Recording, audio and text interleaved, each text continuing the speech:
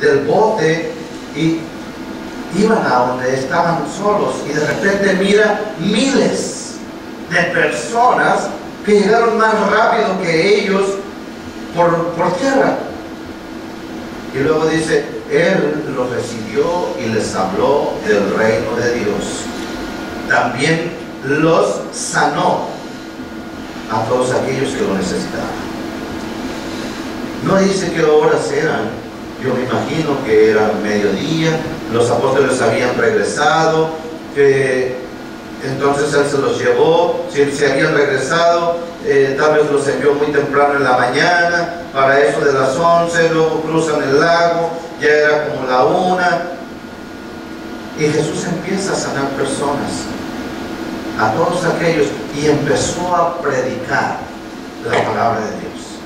Un mensaje, una hora. Y luego Jesús, este otro tema, otro mensaje, 2 horas. Y luego Jesús, les tengo que enseñar esto, tengo 3 años nada más, otro mensaje, otra hora.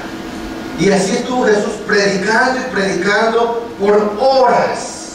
Y luego dice, al atardecer, se le acercaron los 12 y le dijeron, despide a la gente para que vayan a buscar dónde dormir y comida en los campos y pueblos cercanos, pues donde estamos no hay nada. Hasta aquí, hasta este momento, es interesante, pero en la traducción está diciendo, cuando los discípulos determinaron que Jesús ya había predicado demasiado, que ya había hecho mucho trabajo, como que ya te casaste, Jesús. Entonces ellos tuvieron un miedo y dijeron, Señor Jesús, yo les pregunto a ustedes, ¿ustedes se atreverían a interrumpir a Jesús cuando está predicando? ¿Qué sería tener el título ahí, el que interrumpió a Jesús? Jesús enseñando la gran palabra, era palabra de Dios. Amén. Cada palabra de Jesucristo era palabra de Dios. Y llegan los discípulos y dicen, Señor, y no solamente lo interrumpen,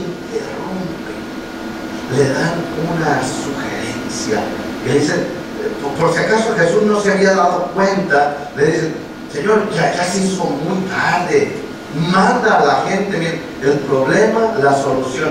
Deja a la gente que se vaya a buscar alimento y comida en los campos y pueblos cercanos, pues donde estamos no hay nada. Interrumpen al Señor y luego lo aconsejan. ¿Alguna vez te has encontrado a ti mismo dándole consejos? Por supuesto que sí. Todos nosotros hemos cometido ese mismo error. Lo cierto es que en este milagro que encontramos no solamente en Lucas, sino en los 4 evangelios, aquí se encuentran todos los elementos de todo lo que necesitamos para llevar milagros a cabo. Levante la mano que necesita un milagro esta mañana. Levante la mano que no hemos terminado con nuestras necesidades, ¿cierto? Nuestras necesidades todavía siguen adelante. Lo cierto es que Dios usa a las personas para desarrollar milagros. Siempre que Dios quiere hacer un milagro, está pensando en Juan, en Pedro, en María, en Stephanie, en alguien para llevar los milagros a cabo. Entonces es necesario que aprendamos a hacer milagros.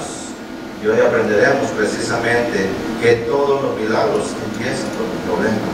En Lucas capítulo 9, ahí donde estamos exactamente, vean, cuando regresaron los apóstoles le relataron a Jesús lo que habían hecho. Él se los llevó consigo y se retiraron solos, querían descansar. Vengan, se les voy a enseñar a ustedes nomás una clase en privado. Pero la gente se enteró, lo siguió y Él los recibió como ovejas que no tienen pastor. Y había enfermos, tuvo compasión de ellos y empezó a enseñarles, porque Él sabe perfectamente que el pueblo perece a causa de la ignorancia. La gente, toda la escena que está enfrente de Jesús es una multitud de personas que tienen necesidades. Si usted no se sienta mal, usted tiene una necesidad esta mañana, yo creo que sí, yo tengo mis necesidades esta mañana. Lo cierto es que Jesús, al mirar esa escena, necesidad, problema, hay algo que hay que hacer. En una ocasión, un pastor se puso a predicar, más de un año duró, casi año y medio. Él se propuso a predicar sobre cada milagro que se encuentra en la Biblia. Y se tardó un año, pero al terminar de predicar sobre todos los milagros que había en la Biblia, o que hay en la Biblia, se quedó con una gran pregunta. Y es la pregunta que les voy a hacer esta mañana. ¿Qué hay de común en todos los milagros de la palabra de Dios? Todos los milagros que están relatados aquí, ¿qué tienen en común? O en pocas palabras, ¿qué es lo que todo milagro necesita? ¿Qué es lo que se necesita para hacer un milagro? Fe. Excelente. De hecho, la palabra de Dios dice que sin fe es imposible agradar a Dios. Pero hay algunos milagros que no se necesitan fe. Aquí en la Biblia hay milagros que no necesitan fe para que se... Hay personas que se sorprendieron, no tenían fe y Dios les hizo un milagro. Entonces, ¿qué más necesitamos para hacer un milagro? Esperanza. Es necesario estar esperando aquello que pedimos. Algo muy importante, el problema. ¿Es verdad? Ese es el único problema que necesitamos. Hay milagros que si no oras, no recibes nada. Pero hay milagros que se reciben aún sin orar. Hay personas que no oraron y recibieron el milagro. Pero lo que hay en común en todo milagro es un problema. Es decir, estoy perdido, tengo una necesidad. El pueblo estaba ahí con grandes problemas, con grandes necesidades. Y eso es, todo milagro empieza con un problema. Y si tú tienes un problema, eres un candidato para recibir un milagro divino. Todo milagro empieza con un problema, y si tú tienes un problema, eres un candidato. Si tú no tienes ningún problema, no se importa, porque no es candidato para recibir ningún milagro.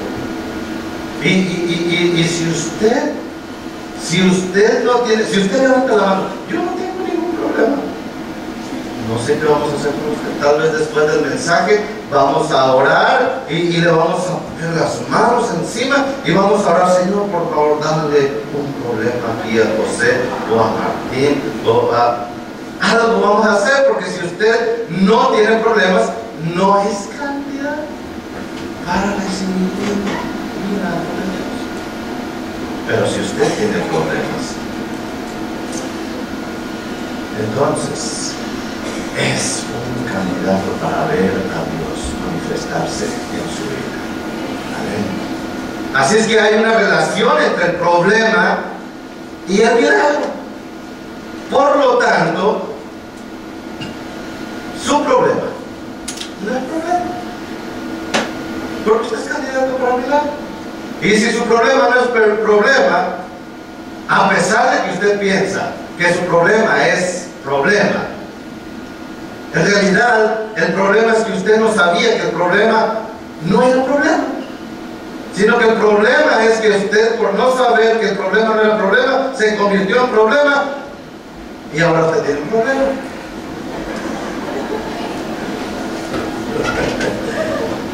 Tal vez algunos estén tratando de ahí a ver cuál fue por favor, pastor, ¿podría repetir ahí el tercer problema o el 15? Muy fácil. Si usted tiene un problema, usted es candidato para recibir un milagro de Dios.